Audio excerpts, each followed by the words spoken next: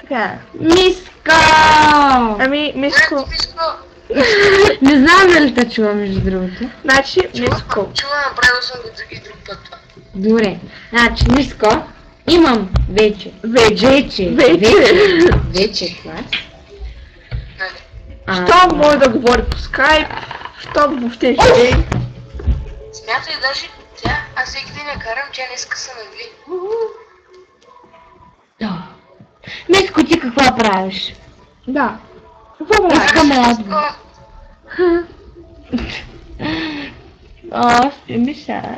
Миско, на тебе спи ли ти се? Много ми се спи. На тебе знам, че не се спи. А на Миско дали се спи?